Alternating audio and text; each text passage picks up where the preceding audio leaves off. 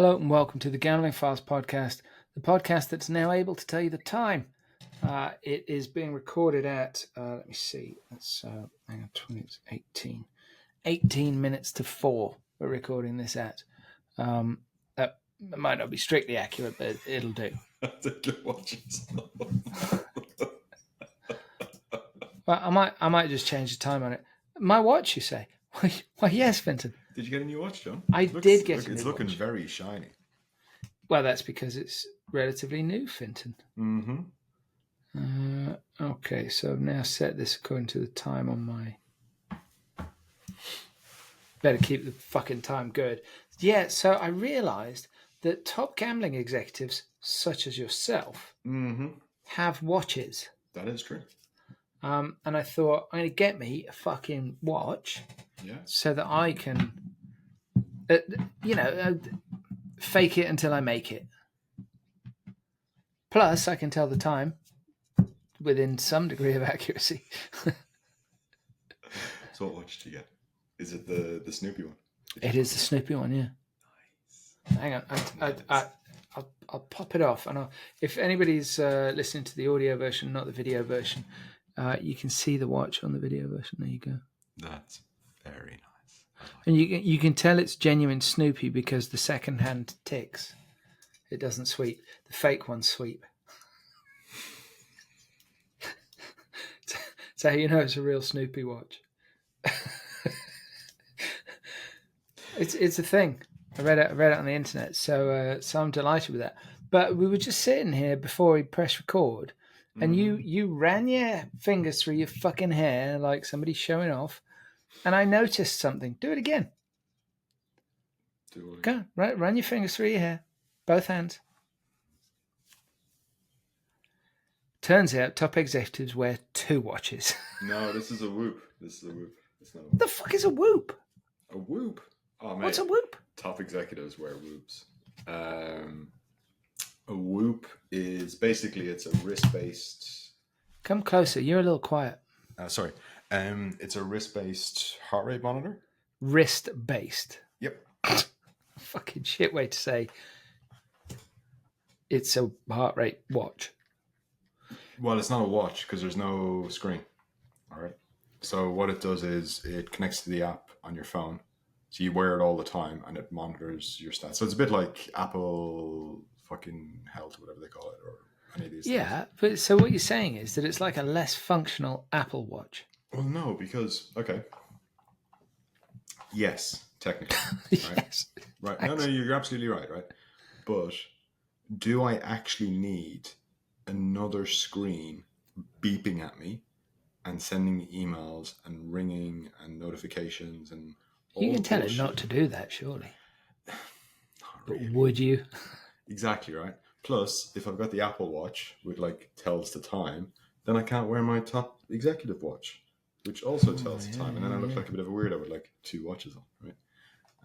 As opposed to a weirdo with one watch and one wrist-based heart rate monitor. Right. So the Whoop is the, top executives kind of middle ground of my health is my wealth, but also my wealth is my wealth, right? Fuck, I thought I got it nailed when I bought a watch. And You did. It's but I'm behind the curve. It's the game still. within the game, mate. It's the game within the game. Because there's always like it's like cyclists. Cyclists have a joke of like, how many bikes do you need? And the correct answer is N+1. Okay. And the thing about watch collecting is it's a slippery slope. But I've been thinking about this, right? Because since I bought this, I've just been getting loads of emails from the people that sold it me saying, you need another watch, don't you? I'm like, no, go on. Yeah, but... I just bought it from you. you. It can be a slippery slope. There's always like that one's nice. Things like that. And then before you know it, you end up with a little watch collection. I can't see that happening. Although I do have a Garmin tucked away, rotting in a drawer somewhere, and I do have a Fossil watch, which I did love. But see, the thing about this watch, right? This is an investment in my future. It's not just my potential executive status. this is also, it's one of those, like sometimes when you get something in it and it provides an efficiency that you're like, holy shit, what was I doing before? Mm-hmm.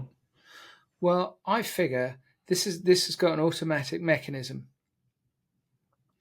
So I'm thinking that the amount of time that I'm saving by not winding this watch is going to reap dividends when it comes time to die. One way to look at it. The other way to look at it is that you're not taking your phone out to check your time. You can just check it on your wrist, and that makes you a bit more. You're not getting distracted. All the shit on your phone. Yeah, the minor problem with that though is I can't really see the watch very well on my wrist. So I was driving yesterday. You know, at the age where you're like, oh my god, what's that? Yeah, totally. Very focused. Can't quite get my arm far enough away to tell the time. But when I'm driving, that's a pain in the ass because when I'm driving, I can hardly go, oh yeah. It's tricky. See, it's surprisingly complicated being me. Yes, I've learned that. It looks so simple from the outside. If only they knew. If only they knew. Ah, man. Yeah, hard times. Yeah. So, what have you been up to? You been up to anything much? A lot of travelling. Oh, yeah. And bit of back to Ireland for some family stuff. And I was at IGB. How was IGB Live? It was great. Really, really good. But was I mean, back in London, new developments at Excel, did it all work? I think so. I think it'll be a absolute staple on the... Was it well attended? Was it really manic? Yeah, it felt like it. And with the sunshine and stuff as well, and they had the different areas and outside bits, and then there was a lot of stuff happening in London around it and things like that as well. There was a lot of events and things. So it was, I reckon, it was the first year, but I think it's an absolute, this is definitely staying. And I think it's going to go really, really well.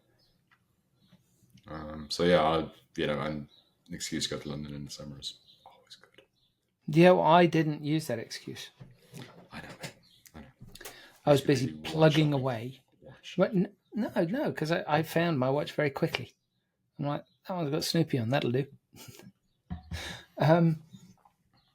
No, because I was busy plugging away on some of the things that we're working on. Ah, super secret projects. That we're still not allowed to reveal because I'm a bit slow. Because we're massively behind schedule. That one. Yes. Maybe by ICE 2026.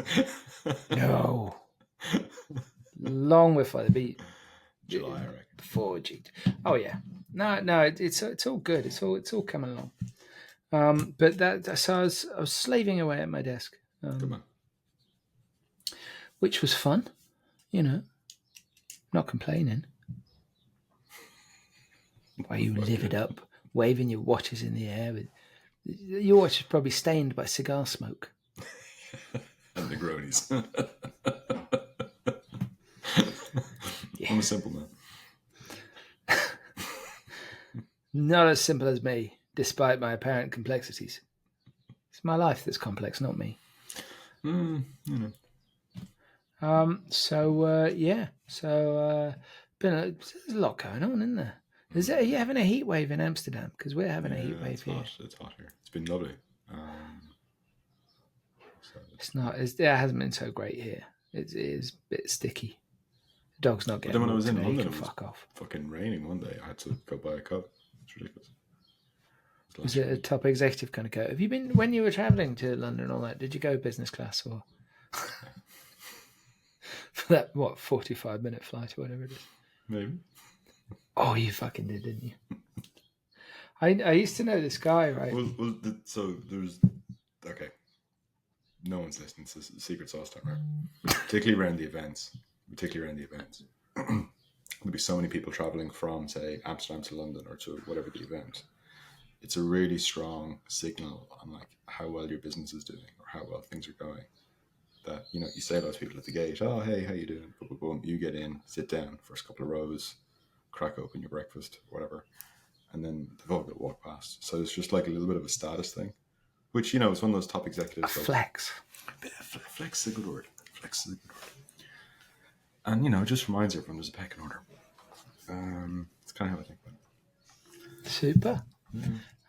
There's a guy I knew years and years ago. He was the next door neighbour of some friends. And he was a star in musical theatre. Nice. I bet you weren't expecting it to go in that direction, were you? But I'm intrigued. And he would get the train from London up to where he'd bought his house, which was Harwich, which is in Essex. And interestingly, for any American listeners, Harwich is the place where the Mayflower originated. And where the ship's chandlery was all done, and where the ship's crew was all from. And then I went to Plymouth and picked all the fuckwits up and went and invented America, apparently. Hey, I'm not saying it seriously. My tongue is almost poking through my cheek when I say that. Anyway. And so he'd get this train, whatever time of day, off on the last train, and he'd buy a first class ticket every time. On one of those trains that's like 3 carriages, and the first class section is half of the front carriage. There's nothing dividing it from the next carriage. There are no special services. There is marginally more legroom. But he insisted on having a first class seat. I always found it really bizarre. But then I'm short. No, hang on. He was short as well. Yeah, but so there's a couple of things. So one is you get lounge access. So it means you can work, you can get some stuff done, and then which really kicks in if your flight's delayed, which happens a lot. You get the priority boarding, so you're guaranteed to get all your bags in the overhead locker. So then you don't have to wait on the other side for your bags to come through, which particularly if you're coming back into Schiphol is a nightmare. It'll take like an hour and a half to get your bags. So there's like things where like depending on how much time you've got, it's actually way. It's an investment, isn't it? Because your time is valuable as a top executive. But your time as a top musical theatre star, I'm not sure it's the same thing. He was having a flex on the train, and it was just bizarre. Depends how expensive the ticket was. Have you ever travelled first class on a British train, Fintan? Yes. It's fucking insanely expensive. Flying is cheaper. But even regular train, like it was cheaper to fly somebody from Manchester to London than it was to madness. Get the train. Absolute madness. And it only takes a little bit longer as well, including the 2 hour, the hour or whatever to get there beforehand and the getting out. It's crazy. Luckily, the British government is, committed to HS2 and bringing the north to the south, and it's just a fucking train wreck. No pun intended. But anyway, cool. I'm glad that you mentioned IGB Live, because that was organised by one of our sponsors. It was.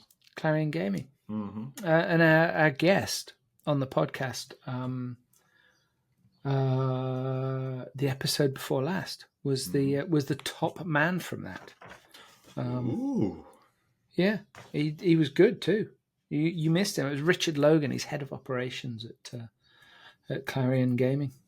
Do you reckon? So he's the dude that organises ice as well. He's just stretched out in his back garden now, relaxing, or is he already full tilt into ice 2026? I reckon he's going to be up to his bollocks in ice already. He's sitting in his ice bath. If I had one, that's where I'd be right now, instead of cooking in my skin like a sausage. I can see you just getting more red as your room heats up. We both turned off our fans before we started recording. I think John's room's hotter than my room. It's going well. He's regretting that jumper. I mean, this is a very, very thin t-shirt. Very thin t-shirt. And it's cotton because I'm so within the last 2 hours, I have showered, shaved my head, and been waxed. He's like a slippery seal, so he is.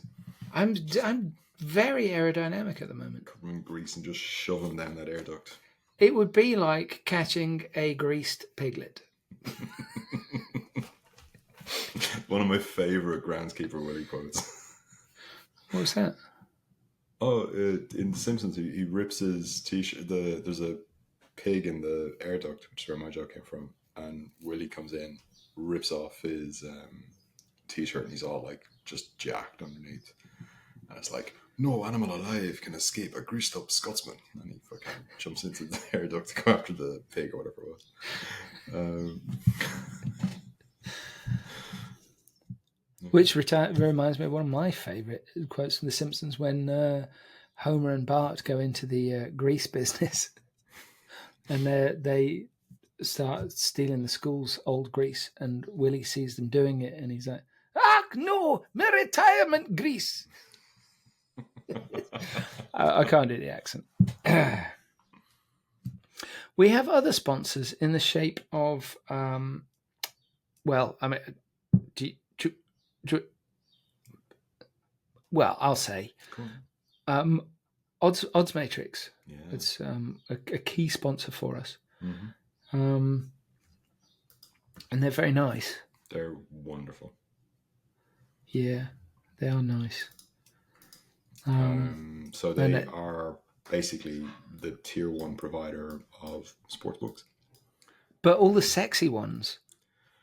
The thing about it is, if you're a tier 1 operator in your country, you can move to Odds Matrix and run your business, and they're able to deal with your scale, localize, and upgrade what you have. So that's kind of the trifecta of really what you're looking for. Like, can you deal with my existing business? Can you improve my existing business? Can you localize for my market? Because what my players are interested in or what's popular in our market is super important.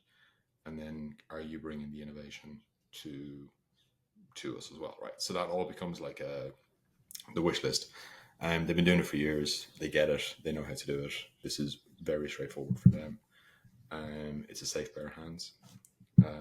Like the old saying, you never get sacked for buying IBM.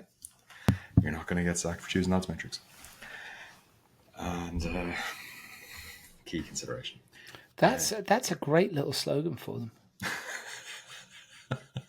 Fucking keep your house, boys.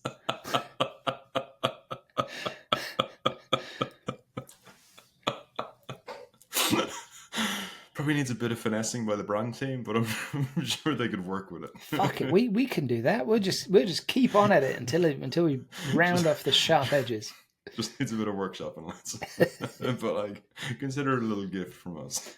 We should have a focus group. We need more opinions. Is that what we're saying? You can't beat a good focus group. Oh, God. But that's just a legal thing. And our final sponsor, in a last but not least kind of way, is Optimove. Speaking of granularity and stuff. Yeah. They do number 1 CRM software. CRM software provider number 1. That's it. And growing and growing and growing all the time, but innovating all the time as well. You're saying about innovation with Odds Matrix, and the way that they've set up the way that every matrix are set up, and the modularity and how it, like the structure of every matrix, lends itself brilliantly to adding innovations in. Yep. But Optimove are constantly adding, constantly refining and improving, and There's so much stuff that they're like I get their news alert things, and there's always stuff happening, and they're able to handle the big guys, they're able to handle the little guys, everybody in between. Doesn't matter the market, doesn't matter the products, the brands. Their system's just adaptable, and they bring a shitload of experience to the table. So yeah, really good bunch. Definitely, and same for Odds Matrix. Just call them, book the demo, get a walkthrough. You'll have a great time. Yeah. It'll blow your fucking mind. It blew mine. So I think we've got a landing page for Desert Island Discs now. No way. So that means I'm going to start pumping out episodes. Do you know who we've got in the next 3 or 4 episodes of Desert Island Discs? I haven't got a clue. Shall I tell you? I'd love to know. So anybody that is unfamiliar with this, we've done an offshoot which is called TGF Presents Desert Island Discs. So top gambling industry executives, thought leaders, nice people come on and they choose what they would have to amuse themselves on a tropical island. They choose 3 albums, 3 books, 3 movies, 1 song, not on the albums, 1 pet, 1 object, 1 dessert, and 2 pieces of advice.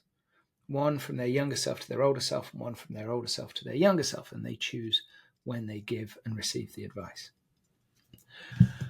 So there's a lot to digest there. And in the next bunch of episodes, so the last episode was Walter Bugno, obviously the legend that was at IGT and is now the top man at Games Global.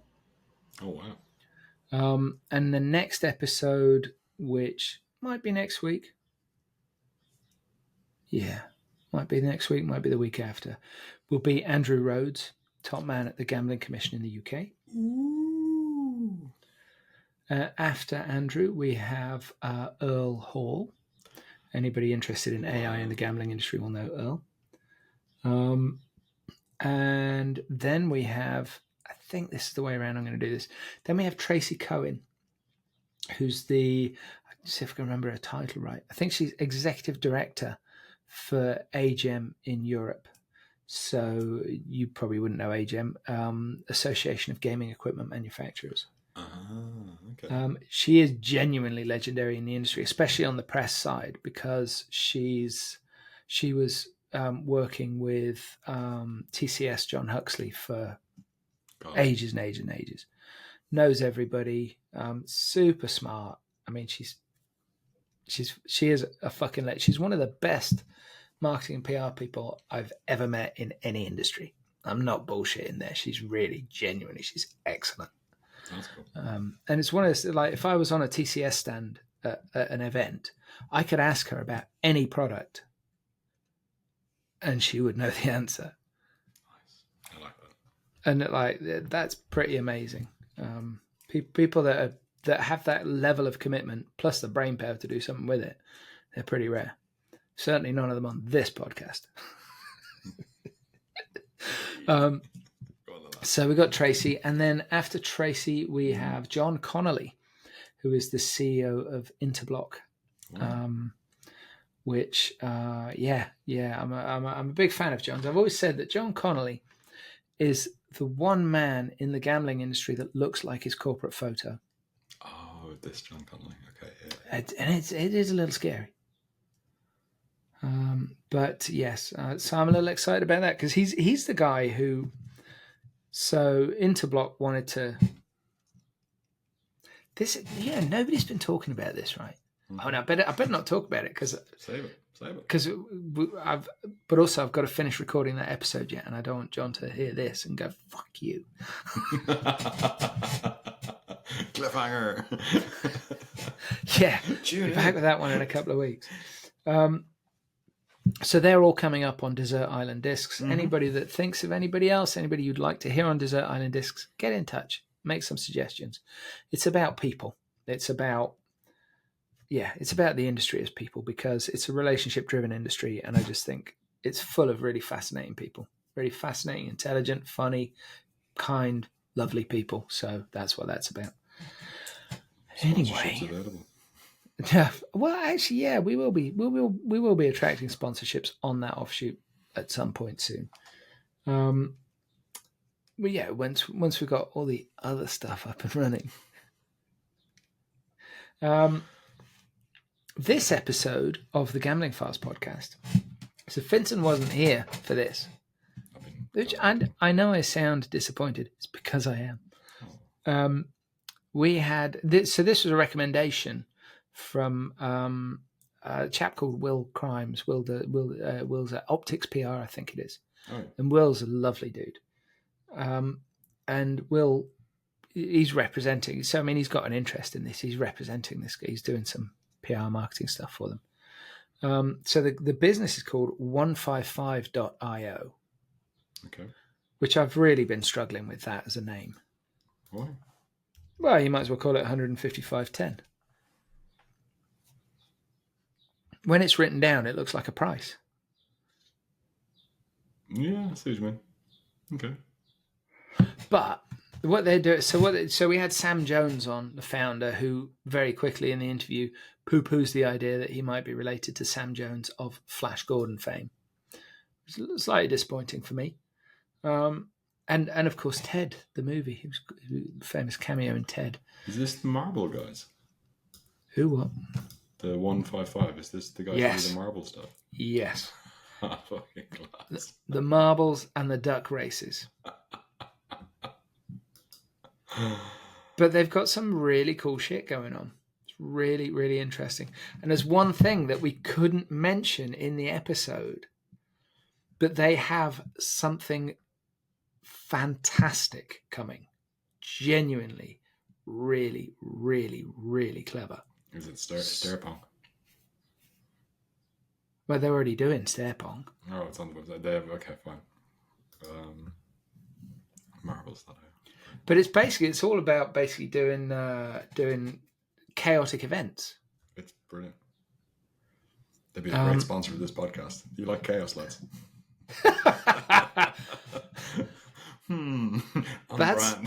That's actually a very, very good shout.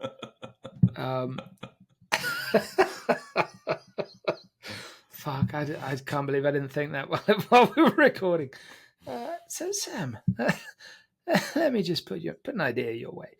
No, they've got some very cool things coming up quite soon, and I think you're going to see very fast growth there. It's just perfect for the live streaming. But he goes into detail about the length of time for a race, the design of a course, and why these things are important. Because it's about customer faith and you need the balance as well, because the course needs to be in such a way where something at the back can actually end up winning, which is what makes it super. It's got to be chaotic. That's class. That's brilliant. It is very, very good, and he was a terrific guest. And it's very, very. I really wish you'd been there for it, because I think you'd have really enjoyed it. I'm gutted. But yeah, I get it. There are a lot of demands on you these days. It's been a busy few weeks, man. It's been a busy few weeks. Well, let's just be grateful that you're here for this. It didn't happen. Which was all my fault. How did your operation go? Yeah, it's amazing. You would never know I had a penis. Fintan, it is 2025. You'll always be welcome here. The boobs are amazing. It's so much fun. You know, though, my mate Justin, who's been mentioned on this podcast more than once,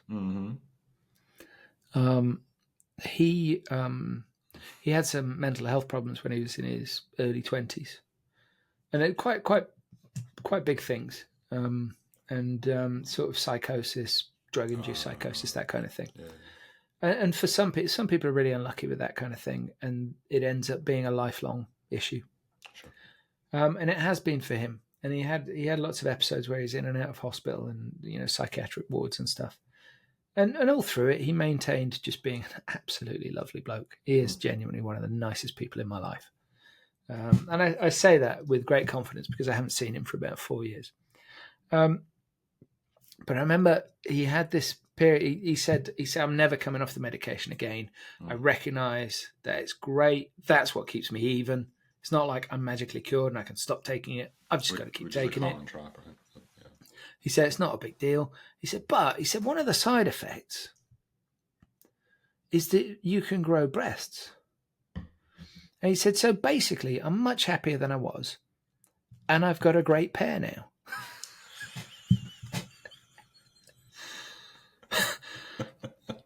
And I'm like, everybody wins. But I think when you suffer in the way that he did, you've got to go into it with a sense of humour. You do. Fair play to him. Yeah, he's a top man. He's the guy that nicked the bus I told you about the bus You tell stealing me story. about the bus. Yeah, that's Justin. Very interesting. So he knows a good pair of boobs as well. Then. Okay. Got it. Yeah, I mean he is the man with everything. So so this episode we meet Sam Jones from 155.io. What they're doing is Brilliant. brilliantly bonkers, fantastically bonkers. Really interesting, really exciting, and I think you're really going to see these guys take off. So if you're listening and you're in that market, you want to get in on the ground floor, Check it out. check it out. Enjoy the episode. We're joined by this week's guest on the podcast, the excellently named Sam Jones. Sam is the CEO and founder of 155.io, which I know it sounds like a very simple name, but I've been thinking I'm going to get the name wrong for ages now. Sam, welcome to the podcast. Thanks for joining us. Good to be here. Nice to meet you. My first question is a stupid one. Are you any relation to Sam J. Jones of Flash fame? No, I guess we share some characteristics, but no relation. He was the actor, right? It's Flash, not Flash Gordon, the other one. Yeah. Huh? Flash Gordon, yeah. Oh, Flash Gordon. Yeah. Yeah, and later popped up in, I think it's the first Ted movie. No, there is another Sam Jones. I think it might be the sort of horny bird from Sex in the City. I think she's Sam Jones as well. Oh, the Kim Cattrall character. Yeah, whoever the older one is. Yeah, the sort of MILF. Yeah, I don't watch much Sex and the City, but I have had partners in the past who have been big fans, and I do love Kim Cattrall, but mainly because she was in Big Trouble in Little China. There you go. But that was a long time ago. She probably 80s. barely remembers it. Yeah. But yeah, I'm not disappointed that you're not related to Sam J. Jones, but it would have been pretty cool, or at least named after him. Possibly. I don't know how old he is, but possibly. No, just Samuel Jones, no middle name. Dad thought they were too posh. So yeah, simple name. Love that. Dad thought they were too posh. That's quality. I'm surprised I've got a middle name now that you said that. So what does 155.io do? So we started this company about a year and a half ago. And, Who's we? Well, it was actually me who started it, and I've got a founding team around me, who are scattered around the world. Got a technology team in Belgium, got a product leader who's from Denmark, but is actually based in Thailand. And I've got some people in the studio that build a lot of the games that are part of the business I'll tell you about now. But in a nutshell, I have a background in starting tech companies, and most recently, in the last few years before this company, I had a background in live streaming applications. So live stream shopping, live stream entertainment, where there is a level of kind of interaction around the live stream. So that could mean live stream shopping or live stream tipping, but it's adding like an interaction or a transaction on top of the live stream. So what we do is, about a year and a half ago, I had this concept, which was the generation of kids coming through that like to gamble. They are less and less interested as the years go by in betting on roulette or poker or blackjack. 4 of hearts, 3 of diamonds. It's all a bit overdone. Some gimp stood there in a tuxedo dealing you cards in a live format. So I believe that content you see in TikTok and Instagram where people are doing mad stuff, I think that will be very soon stuff you can bet on. So what we do is we have a wild studio in the UAE where we create real world chaotic events in the form of marble racing and plastic duck racing and ping pong balls getting thrown down a staircase, or cricket bowling machines firing balls at different targets. So we put on this show, which we live stream, and we make these games somewhat a game of odds. And we then build a software game, which goes on top of it, where you can bet on the outcome of this live event. So we're really in this space of what I call live entertainment, with a online casino link to it as well. So yeah, that's what we've been doing for the last year and a half. We really believe that the landscape of how people will engage with live casinos is going to change, and it's going to move more towards real world, more towards mobile first, and more towards like total chaos to try and bring some excitement to your otherwise miserable day. Okay, I've got questions. None of them are about Flash Gordon. And the first thing that popped into my head, and I'm not sure quite why this was the first thing that popped into my head, but on what you describe there as a chaos event, Yeah. how, when you're doing this, so I've looked at the website, so people can see a demo on the website, and I did a bit of duck racing and stuff like that. And how do you? And this is probably a stupid question. How do you set odds? Are the odds set like is it all the odds are the same on each thing in the thing, or is there a way within your mechanism to subtly influence the player behavior by putting perceived odds in there? We do both. So we started out doing marble races where we have 8 marbles of the same weight and size and manufacturer, just different colors. That's where we started. And we randomized the start position, but we never showed the start position. And some will say the start position of a marble race has an advantage. Actually, the data will show that's pretty much not right. So the first few months of running it, each marble had equal odds, because you can never see where they started anyway. And the race was so chaotic. And we typically run like a 30 or 40-second race maximum, sometimes 10 or 20-second race. And we do it as fixed odds. So we do an RTP of 94.34, and you could choose the winning marble, as in one marble. So you can pick 3 marbles out of the 8. So I think red, green, or yellow might win. Or you can pick 1 or 2. And then for those that want to do a slightly more exotic bet, you can bet on the first 2 or the first 3. You can get up to 280 to 1, I think it is, by picking the first 3 in the exact order. So it's kind of like any level of risk appetite. As time went by, we noticed a few of our tracks, even though we fixed the start position, or we played around with the start position, some marbles were slightly faster. We still don't know why. If it's the same material, weight, size, manufacturer, but some marbles were still slightly faster. Who knows? Maybe they contain something slightly different. So we did start to play around with setting the prices or the odds based on the previous 10,000 races. So we did. The technology can handle both scenarios, and then we have a few other races we've built. We have something called stair pong. I don't know if you played it, but this was based on a TikTok phenomenon of people throwing ping pong balls down staircases and trying to catch one of the balls in a little plastic cup.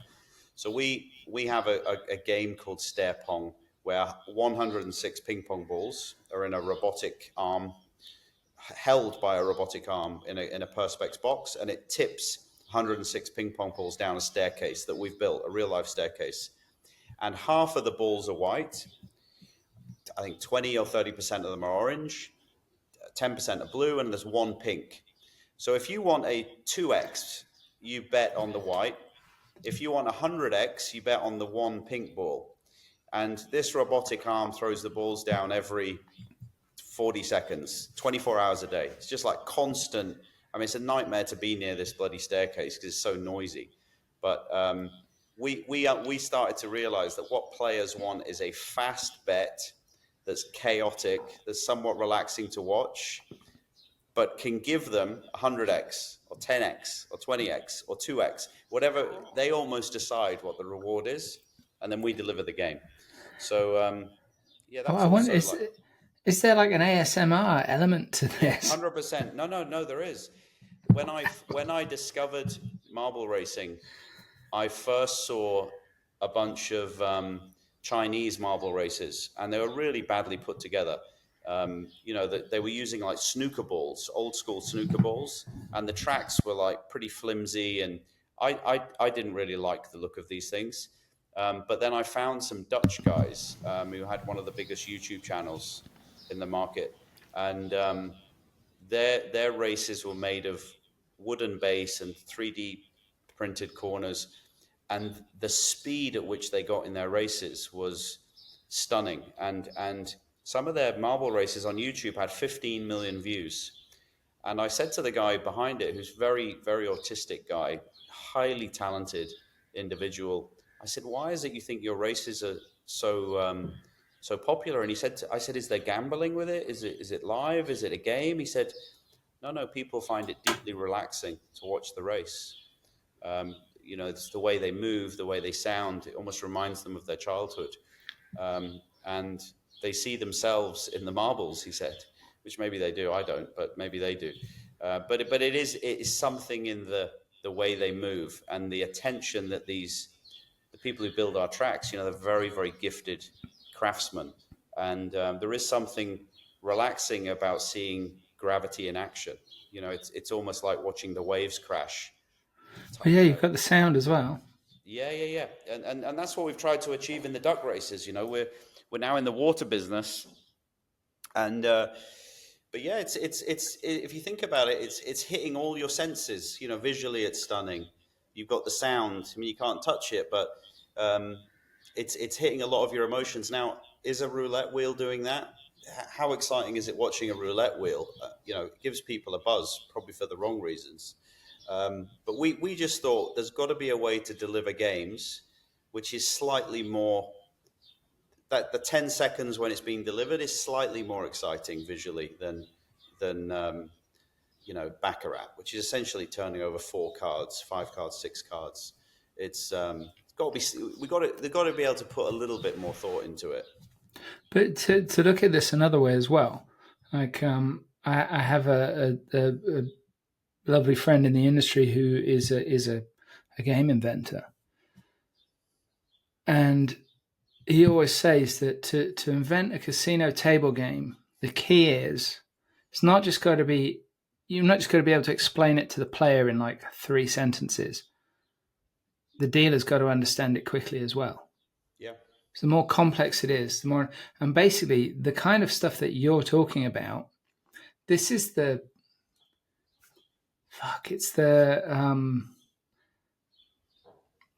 it's like when you see a really brilliant cartoon that has no words in it, and straight away that cartoon is going to be shown all around the world because it's not language dependent. It's the genius of Mr. Bean. Yeah. No, listen, simple is not simple. It's that when something has been so, my youngest daughter's first word was iPad, and the reason that was the case was the iPad was so well designed. She knew how to use it. Even more impressive, my nana knew how to use it, but it was the simplicity of the user experience and the hardware, the software and the hardware was so beautifully, linked together. So I think I've played Baccarat for years. Most people I explain it to don't get it. So I actually think it's a badly designed game for that reason. But I do think there's some wonderfully simple games that you see in the Philippines, for example, where you can't bet on number-based games, but you can bet on color-based games. So they design games that are just based on choosing the color, of where something might fall. And I think there's something idiot-proof about that. But yeah, for us, it was we place a great emphasis on the experience of the marble race or the duck race. Is it fast? Is it chaotic? Is it visually nice? Visually appealing? And then we really try and create a great video production experience and the sound, as you said. So, and actually, one of the things we got wrong, or I got wrong, was I made the video experience for our marble races too good that some people see our games and they think it's fake, which is soul destroying when we've put so much effort into building the tracks and getting the marble movement so right, buying nice cameras, programming the camera sequence, and then someone says that's computer generated. And you want to punch them when they say that.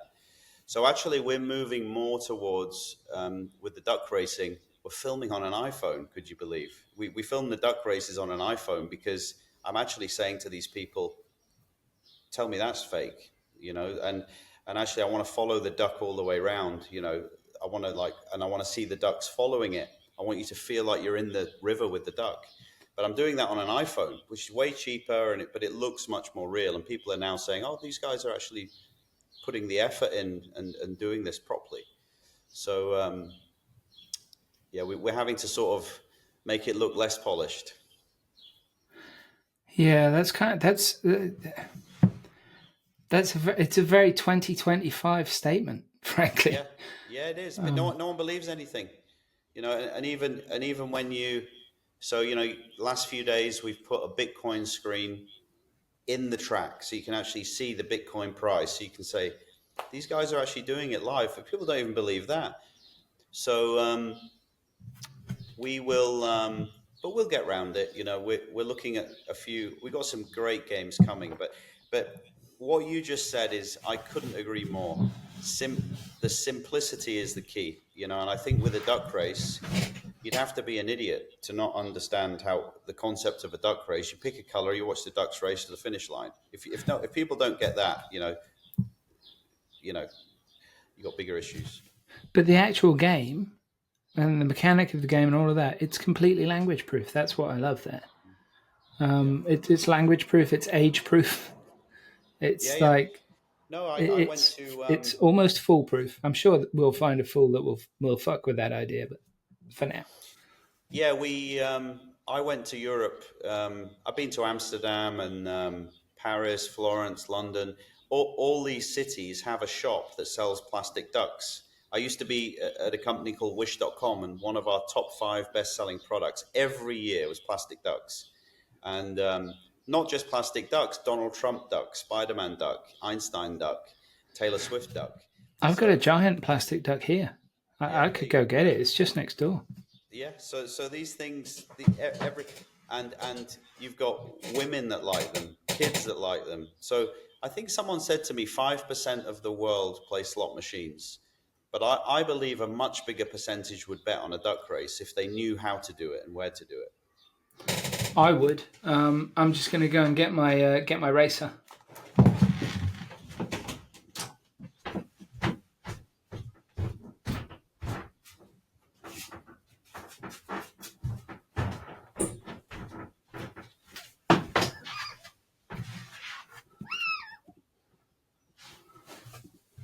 There we go. Now, I'm not saying this would give me any kind of advantage in a race. And I mean, that's probably made by Lee Wing, a Hong Kong company. It would almost certainly fail a drug test. See if there's got a name on the base, because I actually might start racing ducks that size quite soon. There is no name on the base. Where'd you buy it? Oh, I don't know. I'd have to ask my ex that. But I will. I'll ask, because if ducks that size in a race, I mean, especially if you throw a human dwarf into the race as well. Yeah. Warwick Davis. He's an innovator in so many ways. But weirdly, he's got a talent company, because I spoke to them before in London, called what's it called? Willow Management, because he was in Willow. He was. That was his big break. Or that was his big break the first time you saw his face. I believe he was actually also in Return of the Jedi first. Oh, was he? Yeah, he was an Ewok, yeah. He was, yeah. I think he was Wicket, like the only Ewok anybody ever remembers the name of. And before anybody decides to, point out that they know the names of other Ewoks, I get it. But he's the only one I remember. Okay, so ultimately, right, what kind of operators have you got any operators already using your stuff? Yeah. And are you just working as a supplier, or are you doing some operating as well? Is this with social in mind? Is it with sweeps in mind? Is it with traditional, what we think of now as traditional online gaming in mind, who are the kind of suppliers you're looking for, kind of operators you're looking for? Sorry. So my background is not in this space. I'm not like a veteran online casino guy. I've built fantasy sport platforms before. I've built data visualization platforms, and I was with a huge e-commerce company called Wish.com. So I'm coming at this opportunity with like a mixture of industry experience, including live stream shopping as well, as I said. So when I walked into this opportunity, I know how hard B2C is. When I was at Wish.com, we used to spend $70 million a month, $70 million a month on Facebook ads. So we were the biggest Facebook ad spender in the world, and it's very, very hard to build B2C businesses. Very hard. So I have zero interest in building I have very little interest building a B2C casino at this point. But what I did think we could do is be the best in class at building a B2B product in the field of chaotic live real world events. So we're very focused on that, and we want to provide this game and content feed to all different kinds of operators. I think to your point, this is to some extent language proof, idiot proof. And therefore, our challenge is how do we get this game into as many aggregators as possible, as many operators as possible. And I don't really care if that's regulated markets or pre-regulated market or crypto casino. We're sort of going after all of them. Our biggest driver of volume as of right now is actually a sweeps player in the US. So but really we have people hitting maximums of $10,000 per duck race, and they play for hours. So we've got people in all different parts of the world playing these games from all different size operators. But we really look at people like Aviator. I think they got 5,000 online casino clients. This is our goal, to be like that, be kind of agnostic and just try and get this as many places as possible. Wow. I mean, that's pretty big numbers for early doors. So you say you set up about 18 months ago, did you say? Yeah, I mean, I guess I was thinking of this business for a long time, without maybe knowing it, thinking when I saw different content formats on TikTok and Instagram, you get these brothers that they throw things, trying to land something in a small bucket, and they do it for hours and hours and hours and hours. Or people hit golf shots trying to do something. And I always used to think to myself, that's a betting market. That's something that people would bet on, because Liverpool only play Man United or another Premier League team once a week. So people want to bet on stuff. People always say people will bet on anything. Therefore, whoever can create this alternative content format, which is designed for mobile, is going to win. So it's a very TikTokable format that you've created as well, isn't it? Because a race can be as long or as short as you want, and as long or as short as the course that you've designed.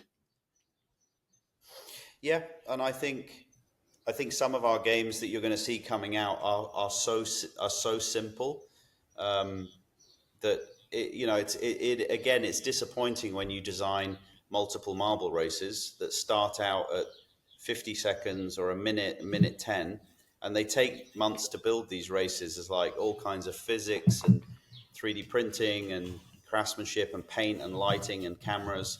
And then people don't bet on it because they find it too big. So there is a gap between YouTube marble nerds and gamblers. And actually the answer is making the race shorter. So our most popular race is called Marble Plinko. It's about 18 seconds. Snake, which is one of our races, is about 11 seconds. So actually we've had to strip down the marble races. So how do you make a game fast and simple, but have lots of outcomes where you could get 2x, 10x, or 100x? So the reason stair pong works was we started to think within the matrix of, I've got to be able to launch it every 40 or 50 seconds. It's got to look fucking mad on a mobile phone in the shape of a mobile. This thing, it's got to look amazing on this, Yeah. and it's got to be able to deliver 100x or 2x and anywhere in between. So that's when I came up with this staircase game, because I thought I can build it in the shape of a mobile phone. The robot can drop the balls every 30, 40, 50 seconds, and one ball can give you 100x. And if you want to play it all night long, you can click auto bet and you'll just participate every time the balls drop. So we've actually almost reversed the psychology requirement of what the user wants, and then we've built the game. Rather than, oh, let's build another roulette game just because it's what we've always done. For me, this is lazy. It's probably smart if you want to make money, but it's like it's not creative. Well, no, but most aspects of the gambling industry have the "if it ain't broke, don't fix it" attitude. And probably smart. Probably make a lot more money that way. And then once every blue moon, somebody like David comes up from Scribe and creates Aviator, and you get this game which totally changes the industry. And that's that's obviously what we're all doing as treasure hunters. We're looking for that. We're looking for that game which creates a certain emotion where people think, I love that game. I feel like I've got a good chance in that game. I can see how to beat that game, and hopefully our games are giving people some level of enjoyment, maybe some level of connection, socially or otherwise. And hopefully they want to play it every day. That's certainly what we're designing features for, to encourage that. Are there any issues? I mean, are you as a supplier of a game of chance? Presumably, you need to be licensed to supply for various jurisdictions. Have you got licenses? Are you legal? We have just made a hire, which is a head of compliance. So somebody who's come from a very, very large player in this B2B space, and they've had like a big compliance job, which is ownership of licenses, things like GLI certification, and entering some of these more regulated markets like Brazil, like the UK, like the US. So we've brought somebody in to come in and sort of take ownership of that part of our business. It's going to take time to get these races certified, to whether that be an RNG to define the start position, or to have certain processes within the race which are certified, whether it be the results process, the weighing of the marbles, whatever it might be. So we've brought somebody in to do that. It's a great hire for our team.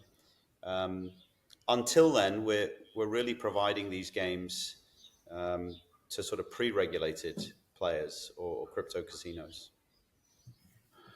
Okay, it is interesting because the reason that I asked that question was I was assuming that you weren't, simply because the mechanism to license something like this, as far as I'm aware, doesn't exist.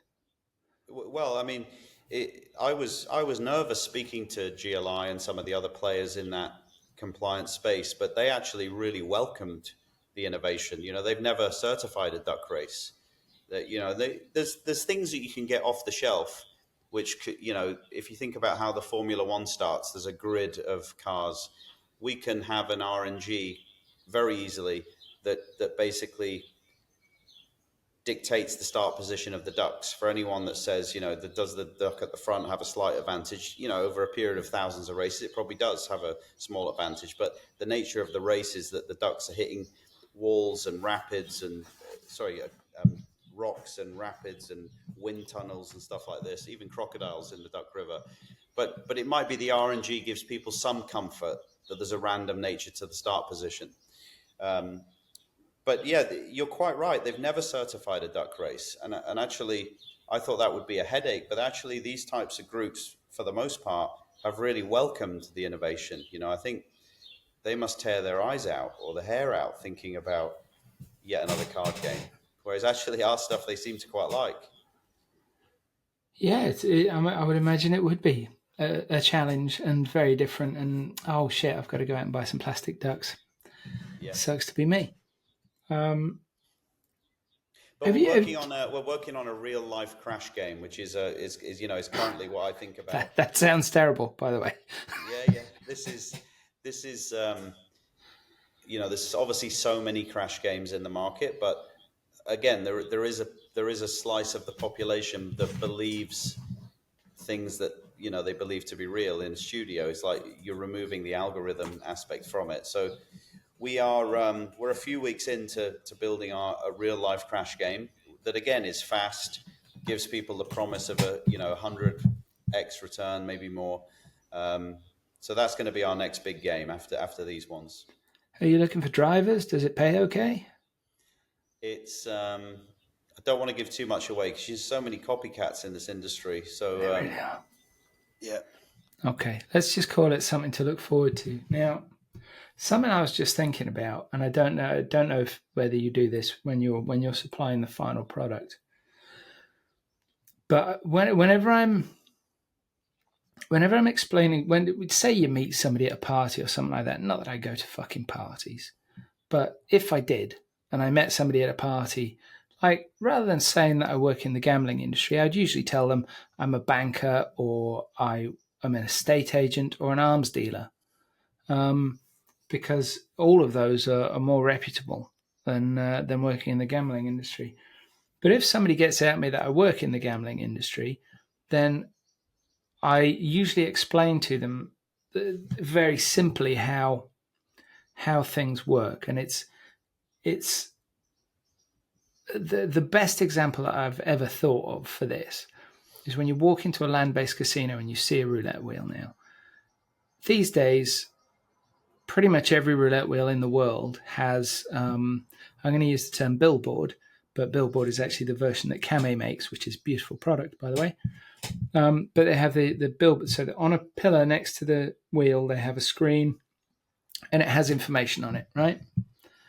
And it has information about the last, say, 50 spins.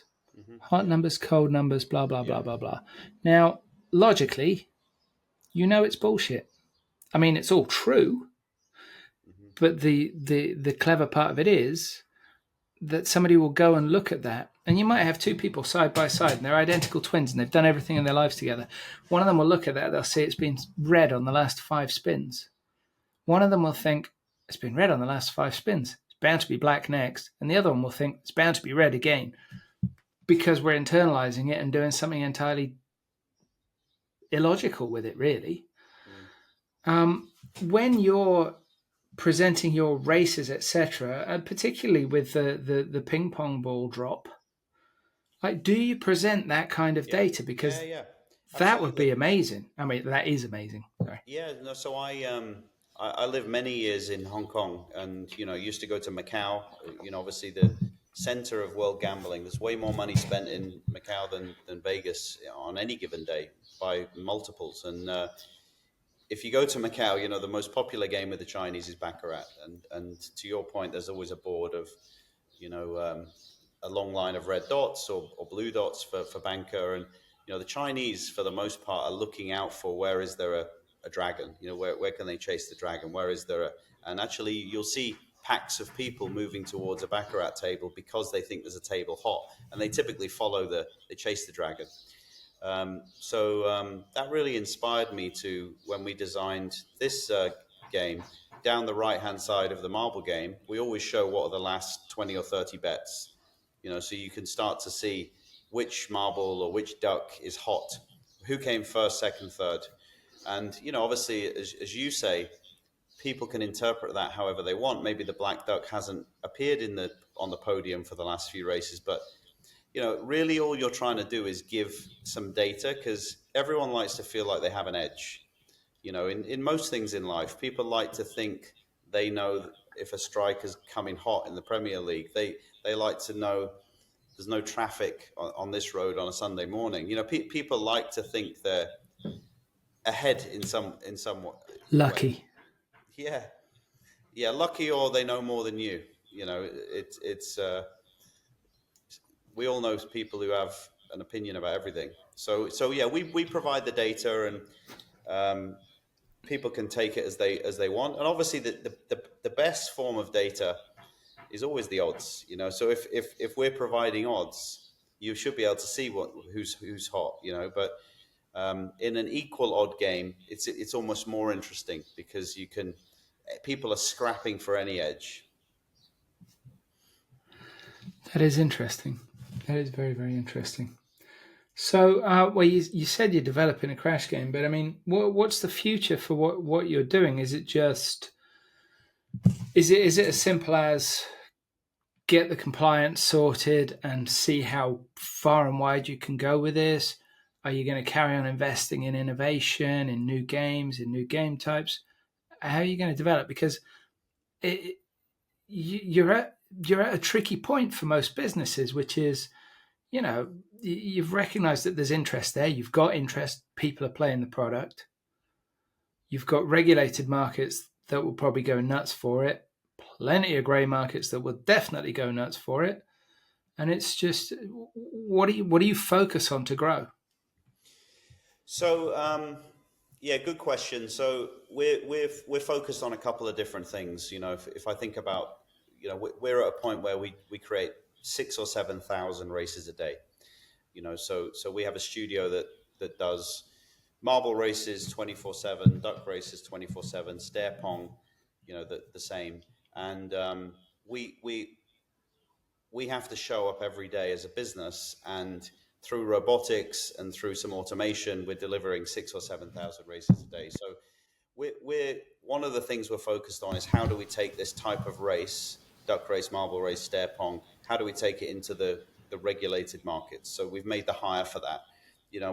We might need to sort of unwind or restart some of the games, in order to get people comfortable with certifying a game of this nature.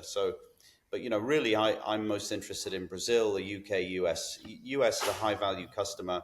It's obviously a huge market, but one of my priorities is how do we enter that market, because there is massive hunger for alternative games, even if people don't know it yet, and we think we can play a part in that. The second thing we want to prioritize in the next 12 months is how do we show up at every major iGaming conference with one of our marble race tracks, the Plinko board or a small duck race. How do we actually show people this shit is real? Like it's not a computer generated game. It's actually like a real structure, and you can see and hear these marbles going down, and people can even make a bet on the stand. So that's probably the best client acquisition tool we have, is actually being at a conference where there's high density of decision makers, show them the craftsmanship and convert people on. And that's how we're going to get the aviator type levels of client base. Now, I didn't want to do that in the last year because I was still figuring it out. And if you put your marble track on a stand, there's so many people who will literally take photos and get the tape measure out and copy it. 100%. So we've not been ready to do that up until this point. And then the third thing is, how do we build a brand and a commercial team to go out and service all those clients? And we've started with those 3 or 4 themes, marbles, stair pong, ducks, but we have another 3 concepts in play right now, which are all doing one thing. Firstly is delivering chaos. It can be 24/7, and it can give you super high returns, but also give you like a safe 2x type bet. But I'm moving more and more to automation, where these races can restart themselves. So if you think about Plinko and Pachinko, how can I make a real life Plinko, that's 10 feet tall, where balls are dropping down? And, this is probably not as mad as ducks or marbles. It's almost a physical manifestation of what people are playing on stake. So, and how do I put an RNG into the top of it, which dictates where the ball drops down? And how do I have pockets along the bottom? And how do I have multipliers on the screen behind it? So you're giving people this like fully, you're giving people the hope they might win 100x, but it's in a physical board, so they don't get too scared that the AI is going to never give them chance of winning. So we're building stuff like that. We're obviously doing our real life crash game, but in a nutshell, our vision is to build a lobby which can be accessible by any client, which has just got lots of different types of games, which are all real world and chaotic. And it might be we then add one game which is super out there. For example, Zorbs, these big like beach ball things that humans can get inside. Could we do a Zorb race down a mountainside? And it might be that we only do 4 an hour, 2 an hour, 1 an hour. I don't know. I've not done it yet, but something like that we might do, just because you can't fix a Zorb race if you start putting in like ramps halfway down the hill and trees, and it's like a real life wild plinko, but instead of it being digital or in a casino, it's actually down fucking mountain. So I would like to do stuff like that, which is probably more of a Red Bull marketing tactic for us. And we might only do them a couple of times a week, but it would tell people what we're about. And then it opens the door for a world championship. Yeah. And I think people might sponsor it. I'm not saying I'm going to get in one of these Zorbs. We'll probably use mannequins, but we might weight them differently. So that's what we're thinking about, and we don't know if any of these games are going to succeed. Maybe some of them will give us fame, maybe some of them will give us fortune, maybe neither. But we have to have a crack at it. Well, it certainly sounds very interesting. Now, Fintan, my regular co-host, he has sent me in a question. He says, "Have you ever watched Cobra Kai?" No. Fuck's sake. What's that? Well, it's the TV continuation of the Karate Kid story. Oh, yeah. I mean, I was a big fan of the Karate Kid in the 80s. But I'll give it a go. What the series does, it's on Netflix, the series. Yeah, I think I saw it advertised. And they fairly recently finished the series. It's very, very good. And it's completely batshit, totally over the top. It's a lot of fun. But the first couple of seasons are amazing because they flip the concept. So Daniel LaRusso is the villain and Johnny is the hero. Johnny, the blonde kid who gets kicked in the face at the end of the first movie, is the hero. And it's fucking great. And he's the best thing about the whole series, Johnny. He's absolutely hilarious. And as somebody that remembers the 80s, he will make you laugh a lot because he is still listening to hair metal and still saying wildly inappropriate things. He's not a Liverpool supporter, but, it's for the best. I'll watch it. Stick it on. Cool.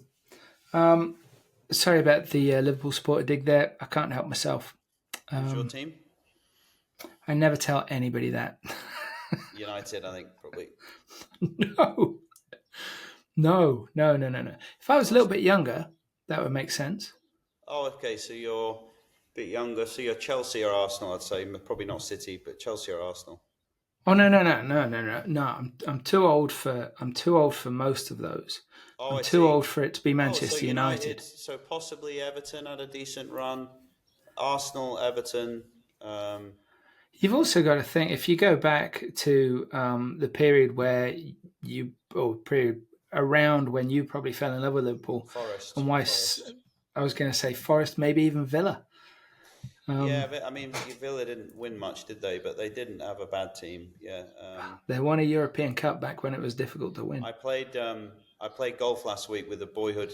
I was in Kenny Dalglish's golf day last Thursday in Liverpool, and I play in it every year to support his wife's charity. And in my group was another one of my boyhood heroes, Steve McMahon, who played for.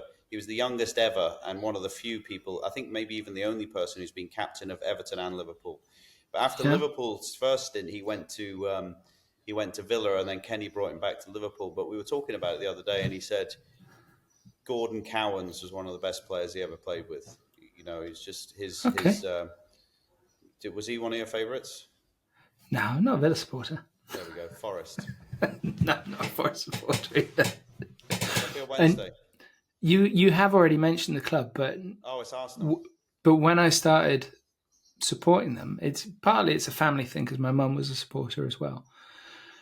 But they were shite, absolute shite. Mid-table at Graham best. Taylor, I think he went there, didn't he? Scottish fellow. It's Chelsea. Oh, Chelsea. Oh, yeah, they do. With Kerry Dixon and all these guys, they were rubbish till Abramovich went there. Well, that's a little harsh. They were rubbish until Hoddle. Yeah, maybe with Ruud Gullit and Hoddle brought Gullit.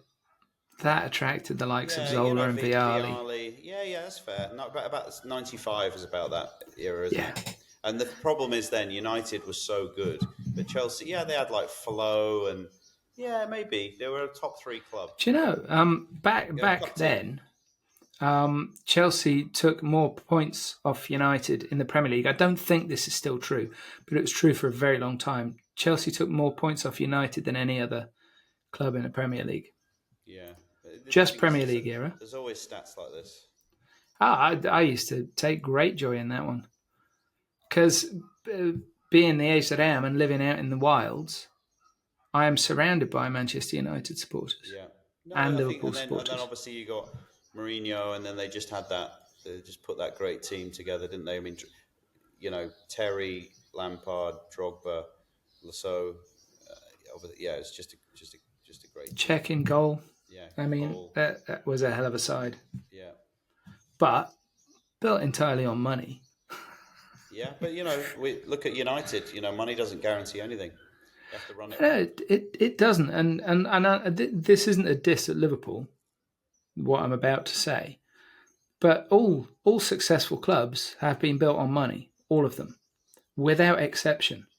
But the closest we've seen to it not being done was, I was actually going to say, the Manchester United treble side. Yeah, but you say that, but the thing is with that team, Fergie always got, he always got his Rooney. He always got, obviously the class of '92 was the exception. He that came through the system. Neville's. That's the group we're talking about, but it was supplementing them with an Andy Cole, a Dwight York, a Roy Keane. But in terms of that squad, the amount of home-developed players, that's still very, very unusual. Yeah, you won't see that. You'll only see that in some of the big clubs, Liverpool, because they're training. But you won't because of PSR. Those days are gone. Yeah. And it's a really sad thing, but that's the result of PSR. You're not going to see a lot of homegrown kids come through anymore unless they're absolutely unreal. Yeah. But anyway, fucking football. Shit. Until you see Man City get knocked out of the Club World Cup. Yeah. No, they're. No, I'm a big Liverpool fan, and I'm very, very bullish over who we've done business with this year. I think we're going to have a good couple of years to come. Yeah, I think you probably will as well. But it's one of those things, right? Everybody always says, "Oh, Chelsea, they let De Bruyne go," and he might be the best central midfielder I've seen in my lifetime. And they let Salah go. Do you know what? Salah was shit at Chelsea. He was not worth a starting place. He genuinely wasn't. So they sold him, and they got great money for him. They sold De Bruyne. He was young. He wasn't about to displace Lampard or Essien, was he? People underestimate, the importance of being happy in the city you're in, your family being at a good stage. Totally. There's many. I've seen it with many good players. Beardsley left Liverpool and went on to have another 8 or 9 years. And he went to Newcastle, Everton. He was, we let him go super early, but but very few players leave Liverpool and go and have a bigger career. There's maybe a couple of lads that went on to Barcelona and Real Madrid. Alonso and Mascherano, people like that. But let's see how Trent does. But hopefully he does well. Alonso was absolutely wonderful. I'm a huge fan of his. Never mind the coaching, but as a player, God, he was wonderful. Yeah, him and Gerrard, yeah. By the by, Sam Jones, thank you very much for joining us on the podcast today. Sorry about all the football talk. And good luck with 155.io. Anybody that wants to try the games out, go to the website because you can do a duck race. It's worth it. So go and check it out. And Sam, thanks for joining us. Top man. Thank you, mate. If you've enjoyed this episode of the Gambling Files podcast, please find us on LinkedIn, Give us a big, juicy, succulent like. That nearly went wrong. You can find us under the name The Gambling Files Podcast. You can find us on Twitter under The Gambling Files. I think the handle is just @GamblingFiles. You can connect to myself, John Bruford, or Fintan Costello, also on LinkedIn. We're also both on Twitter. And you can find all of our previous episodes at www.thegamblingfiles.com. If you enjoyed it, please share, tell your friends, tell your family, tell your colleagues, and we'll see you next time.